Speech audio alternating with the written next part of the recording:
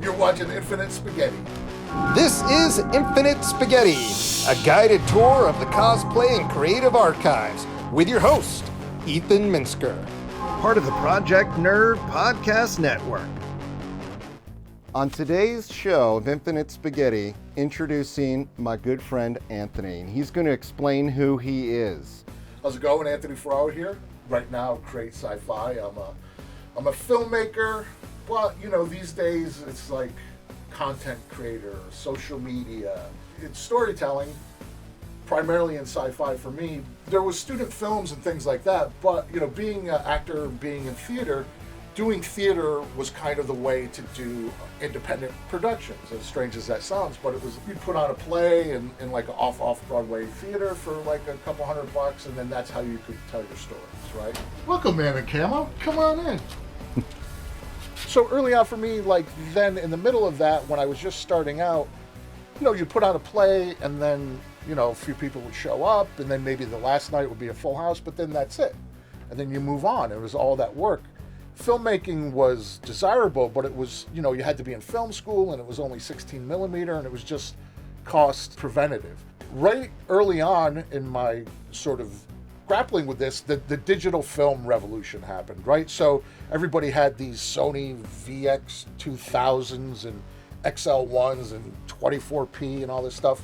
And you could make a film on tape, right? So we all started making films. And I was in New York City at the time, and that's actually when I met the man in camo, right? Ethan Minsker. He was doing the same thing, so you tend to gravitate towards people who are doing similar things. People forget now, but the 90s film was very, forgive me for saying this, was very sexy, right? It was like Quentin Tarantino was just coming out, and like Bad Lieutenant, and like all these like 90 art house films, and it was a really cool scene, and it was like almost rock and roll, right, to make films at that time.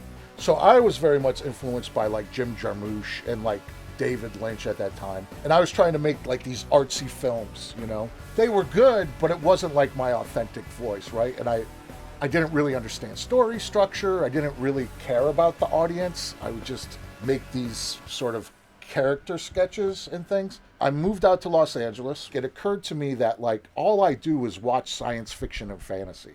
That's all I read, that's all I watch, and then I'm trying to make like art films. Didn't make sense. By going to a few limited festivals that I did, people, you know, they weren't really reacting to my films the way I wanted them to. So I had to really think about that. And what I realized was that it was like I lacked story structure, had great ideas for character, great ideas for stories, but as far as like a piece of entertainment that people sit down and watch and enjoy and want to tell people about, I wasn't there. And once I started leaning into science fiction, fantasy, mainly science fiction in the beginning, I would smirk at it if it didn't happen to me. Like I found my authentic voice, right? So by doing the sci-fi, it was like, oh, this is what I have to offer. And what I realized is, you know, it's all this sci-fi, fantasy, Western, anything that's genre. What I realized is personally is I want to tell a story about two lovers or two brothers or two sisters that don't get along and they're losing the farm or they're trying to make their lives better. But I prefer when it's framed on a spaceship instead of in an apartment or on the farm or whatever. So once I started sort of doing that, like I really got into creating science fiction. So I started making science fiction. What happens is then you realize you can't afford it. Desktop digital film thing happened, so that was an opportunity. Then I'm making films and I can't get money and I can't get distribution. Then web series starts happening, right? So all these things are always happening. They're always changing, and you can resist them or you can ride them, right? So I leaned into it. So I started off with a sci-fi web series called Galactic Galaxy. If you look at that film or that series, it's very stylized because I couldn't afford science fiction, all these spaceships and locations, but I could afford to make it look like a cartoon. You're fucking kidding me with this right now.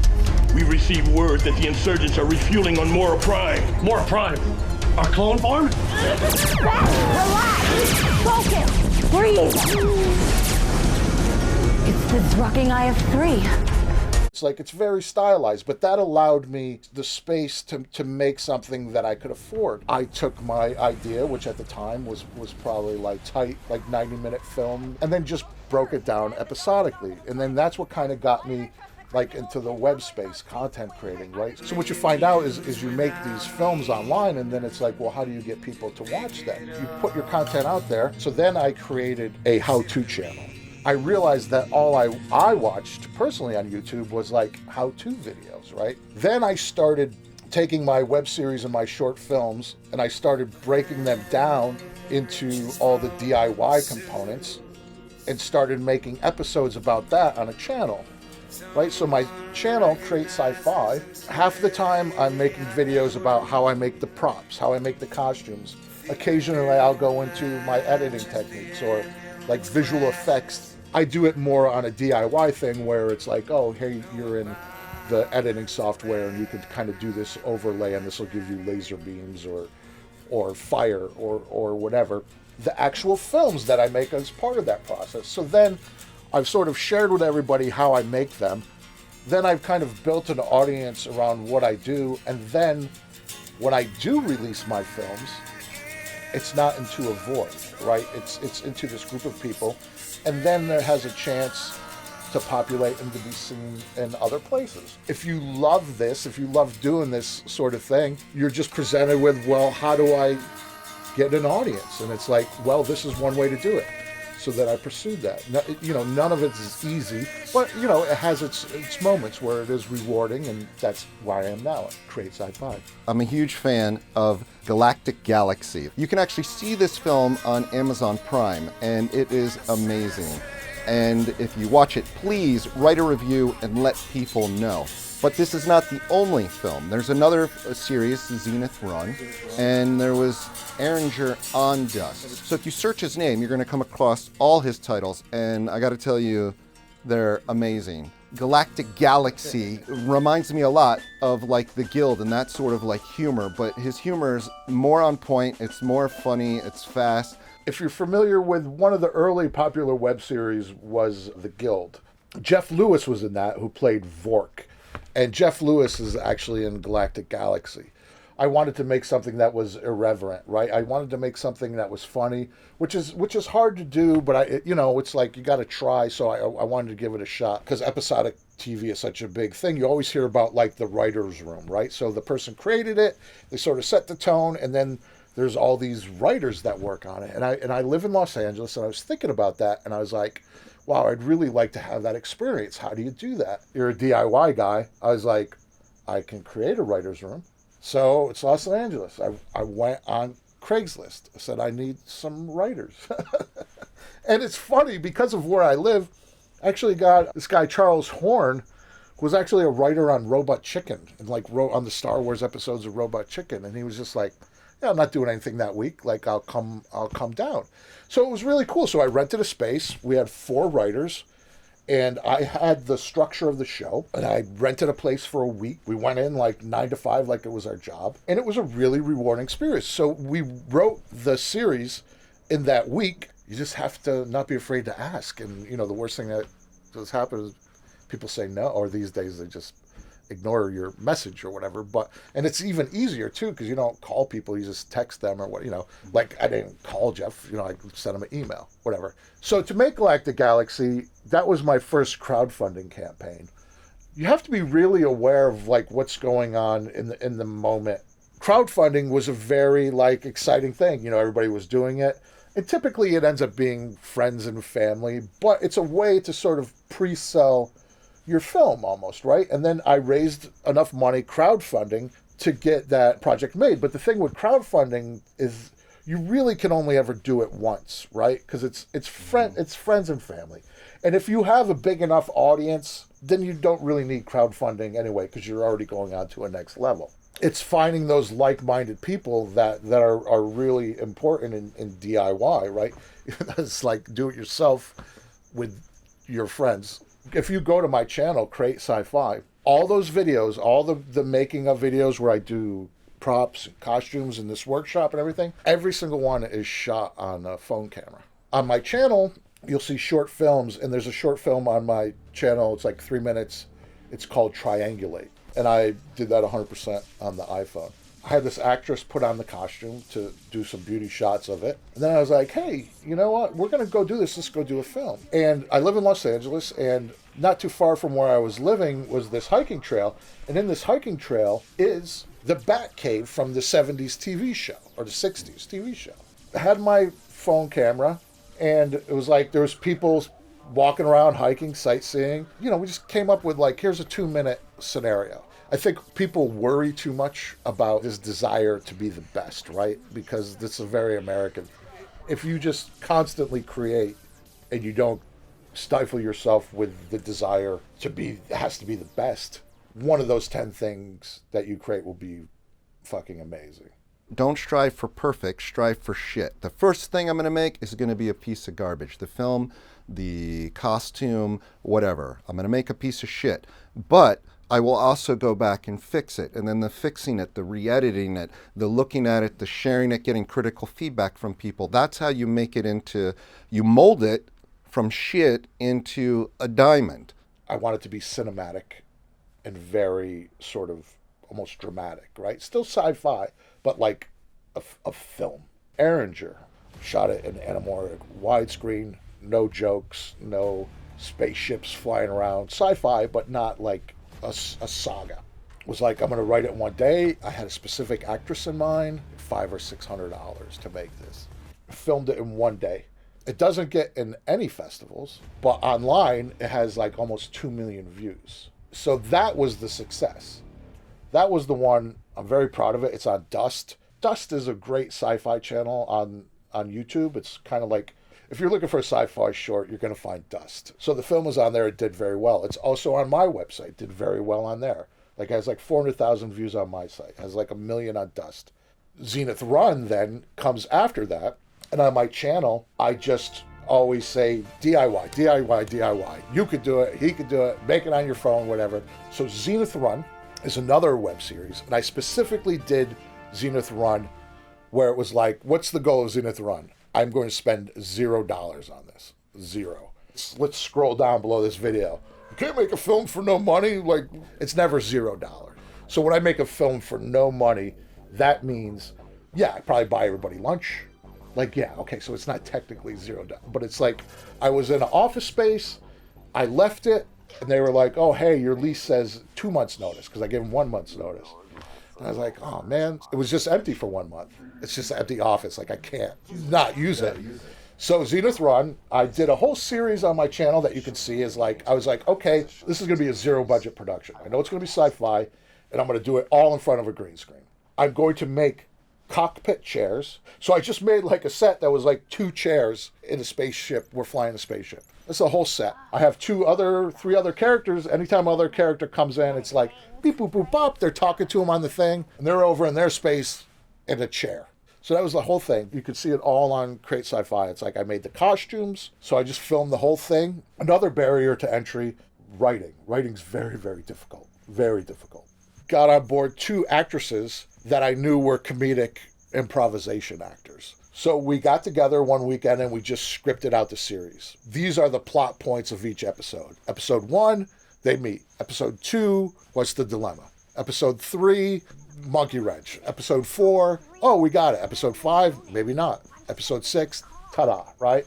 So we just kind of knew where they were going. Specifically worked into these 2 actresses because they had a rapport with each other, you know? I got somebody to film it for me, did it as a favor for no money. And then what you were talking about earlier about polishing, right? So then now I have that. It exists. You can really get good actors because a lot of working, talented actors, if they're making a living acting and they're professional actors, it's because they do one thing, right? So if you find the guy who always plays the cop or the woman who's like always the judge, and then you go to those people and they're recognizable and you say like, hey, I want you to be in the science fiction thing and you're going to be the captain of the spaceship. They're like, yes, absolutely. When do we start? I'm working on something else now. I get an email like the other day from like FilmQuest that's like, oh, Zenith Run is nominated for best costumes. Like if I was trying to be a costume designer and I needed that best costume nod, never get it. Oh, right. Yeah, I did. I made the costumes for that. I forgot. You know, I want best picture. I want best director nomination. but it's like maybe one day. And what are you working on next? What should we expect from your insane mind? Entice us. So as somebody who makes science fiction primarily, I, for the life of me, could never understand people who made fan fiction. Like, that made no sense to me, because it's like, it's so much work, right? It's like, to write it, to cast it, to film it, to produce. It's like, typically, if you're doing something for real, it's probably like a year out of your life, right? And it's like, why would you do that with a IP, with a property like Star Trek or Star Wars that you don't own? You can't monetize it. Like, what's the point? But, never say never, right? So COVID happens. During the beginning of lockdown, I had just gotten a 3D printer, and sort of like The Mandalorian had just come out, And I love Star Wars, right? It's kind of like a perfect storm. So I'm making all these cool props and things from The Mandalorian, and I love Star Wars. All the best people work on that stuff. When you start deconstructing it, it's actually worth your time. So I started making all these Mandalorian props and costumes. And then it was a couple months into COVID, and I was like, wow, like, work's not coming back. It's, it's like, looks like hunker down. This is going to be a while, I got the helmet, and next thing I know, I'm making a full suit of Mandalorian armor. I'm like, well, the Mandalorian costume is practically head to toe PPE. So I'm like, so if I just have some guy in the Mandalorian costume working with another actor, then we don't have to worry about, because at that time it was very strict restrictions. Well, this is a way to make a film. And when I started floating out the idea, I didn't realize the power of Star Wars, right? All these like really talented people that I'm friends with that don't really have time are like, yeah, I'll do that. I'm going to write a Mandalorian-based Star Wars fan film. And it's going to be a Mandalorian character and like maybe two other actors, and then just the cameraman and me. And we're going to do it. It's going to be all outside in the desert, because it's Mandalorian, has a Western vibe, but because it's not me trying to further my personal career. So out here, there's all this, it's called BLM land, right? So it's government land, kind of like a state park, but it's not a park. The government owns it. You can go out there and film. You don't need a permit. Just go out there and film. So we found like a desert location that was just government land. You do got to be careful, because that is where people do tend to go and shoot their guns. So it was like a little bit of I had to pick our days wisely. Definitely didn't do it on the weekend. But I shot a Star Wars fan film for no money. What I learned on my channel, if I make a science fiction blaster, and I'll use a squirt gun or maybe a Nerf gun, or I do that a lot on my channel, right? We'll make that, and that's fun. But if I say, today on my channel, I'm going to make a Mandalorian Star Wars blaster, I probably get 5 times the amount of just organic people looking at that. So as a filmmaker who wants people to watch my thing, then I'm saying like, okay, I'm sharing this with you. You like this, like I like this. You're going to come and check me out. A percentage of those people will then subscribe to my channel. It's like a lifelong investment. It's like, so I'm always going to be putting out content. So those people are going to be like, oh, this guy updates, a couple times a month. So it's not like I just did this one thing. So then a year from now, maybe I gained all these followers because I did the Star Wars fan film. And they're like, oh, wow. They find that. And then when I release my next film, like I'm working on another film now, Moon Terminal, I release Moon Terminal, and maybe it's very successful online because I built up all this goodwill and this audience from my Star Wars fan film.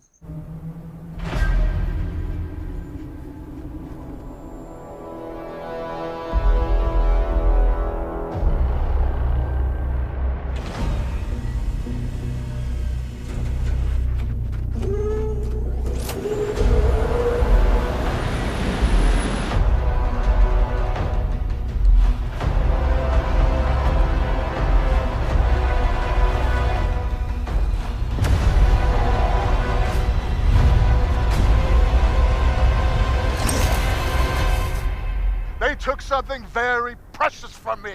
You'd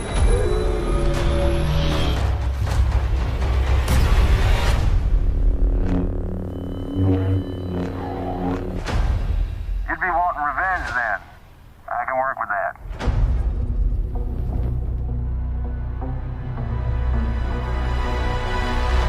It's about the passion. So if you enjoy what you are doing, especially creatively, keep doing it. It's okay to stop when you no longer find pleasure out of it, but the reality is most of us are not making money off of this. So you have to either like it or get paid for it, right? And that's a hard thing for me to tell people because I can remember people saying that to me, you know. I always think about that cliche, best advice I give you is don't start.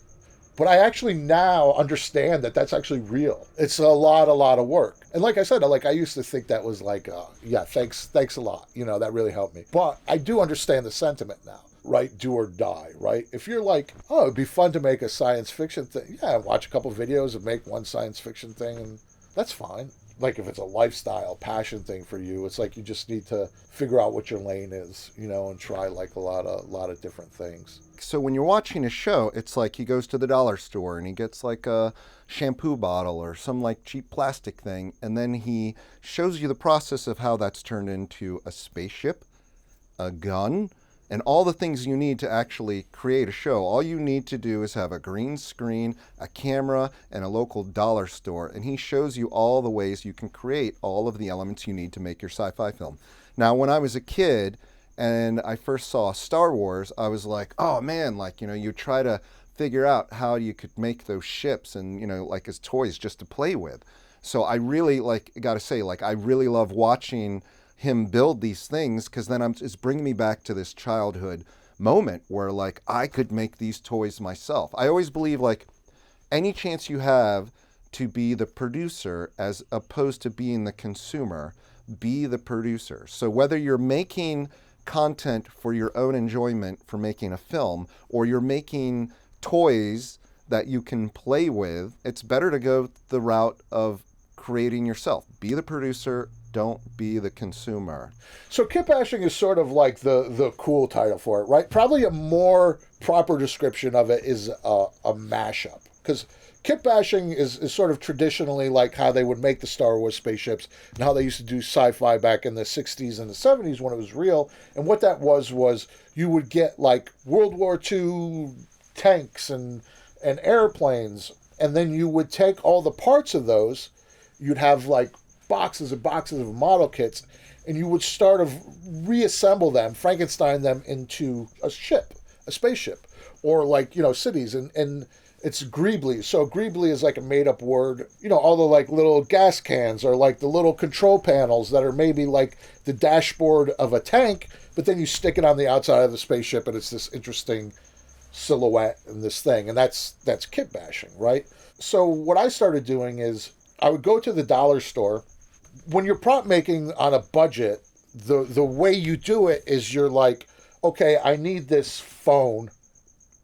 And, you know, it kind of looks like an egg beater or whatever. You know what I mean? So then you go to the dollar store, you find an egg beater, and then you find something else, you know, like I'll get like a dust mop because the handle was kind of like, why is that handle shaped like that? If I just take off the handle, it looks like barrel of a space gun or something, you know? And then you stick those two things together. You mash them up, right? I started off doing it with props, where it'd be like, oh, I need a space gun, but this is obviously just a squirt gun. So here's the main part, the squirt gun. Let me walk through the aisles.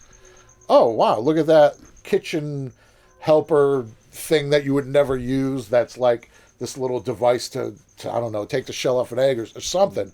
You glue it on there, and you got this like, wow, that's really interesting looking, you know?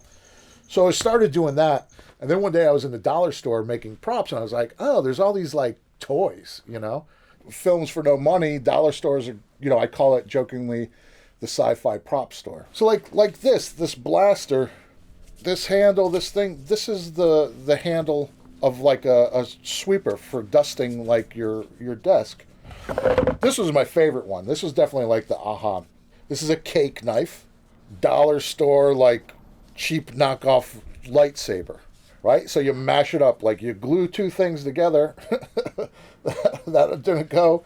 And then, you know, obviously painting techniques play a big role in that, which I go over in detail. Nice. It's just like, it's two 747s, dollar Formula One, like kind of race car. These are all the engines from all these kits. And you just kind of glue them together. And then, like, this is a very basic paint job. So, you know, you learn by doing, right? So a lot of time on my channel, I didn't do like, here's how you do a DIY kitbashing. I mean, this is 2 years ago. I know how to do it now, but at the time it was like, I want to do this. Let's see what happens. So then it evolved spaceships out of shampoo bottles, right? Your 2-in-1 shampoo and conditioner. Then like these parts from model kits, then I start collecting model kit parts. These are in Zenith Run. I can go in the computer and make really cool 3D spaceships that look real. If I came out with this in 1990 and just made this out of soap shampoo bottles and flew them by, everybody would be like, oh, that's horrible. But now, because people know that I can do a pristine, super cool 3D spaceship, when they see this, they know that I chose to do this. This was an artistic choice. Like Sci-Fi for no budget, make it campy. People will forgive anything. Man, this was fun to make. They really appreciate that it's handmade. There's been a real interest in my channel on the kitbashing, and people really, like, you never know, like, you just put stuff out there just because this is what I'm doing this week, but people really like these. It just occurred to me now that I'm preaching to the choir, because I don't know if people have seen Have You Shed, like, you know, I think in your apartment in New York, there's a whole entire papier-mâché city. But if you were to take those buildings and be like, I'm doing a monster movie, and With this, there's like limitations, and the limitations is what I appreciate. me and Ethan were always encouraging people to just do it themselves. It's like, the first time I did it, look at that paint job compared to this paint job. 2 years later, when I'm painting the Mandalorian armor, it's all informed by the time that I spent figuring this out. Get it done. So whatever you're doing, a big important part of that is just completing it. You know, you have to find whatever it is that compels you, right? And that's not new information to anybody. Like, you hear that all the time. But it's true. And if you're hearing that and it's like, it's because you haven't found it yet, right? So you just have to keep searching. And once you find that track, that lane that you can lock into, then it's like, you know, I'm doing the kitbashing painting because I really enjoy it. And I put, you know, hundreds of hours into it. Then when it comes time to make my fan film and I got to paint the Mandalorian armor, I already know how to do that because I was doing that on a project that I was having fun with. I go to film it. I know this story needs to make sense because my first films didn't make sense to anybody. So I'm like, engage the audience. And it's all like a process. It's all process. And it's just all about following your passions. You always got to be out to the next thing. Like, I meet so many people that are like filmmakers. Okay, you're talented, but, you know, I'm saying in my head, that's the same film that you were peddling 3 years ago. You got to just keep moving on to the next thing. If I was going to sum all that up in one thing, creative shark, sink, swim. 2 choices, sink or swim. So if anything I've said is of interest to you, the best way to find me is on YouTube. If you just look on YouTube and search Create Sci-Fi, you'll find my channel. If you want to check out my older films, then if you go on Amazon Prime, put in Anthony Ferraro, find my films, and it'll link you to my other ones. And if you enjoy one of those, leave a review. Same thing on my YouTube channel. Please subscribe. And the thing with my YouTube channel, when you go to the main page, there'll be Facebook, Instagram, Twitter. If you want to get in touch with me, the best way is on my Instagram page, which is also Create Sci-Fi. If you DM me there. Thank you for joining us in Infinite Spaghetti. Bam. Wait, do the other elbow bump. Bam. Do the double fist. Bam. Thank you for having me, Ethan. Thank you for watching Infinite Spaghetti. If you like the show, please share, comment, subscribe, rate, review. Shows like this only exist with the constant support of its viewing audience. For great cosplay content and amazing podcast, head over to projectnerd.com. That's project-nerd.com. Right, I make fucking spaceships. I think I can fix the fucking toaster.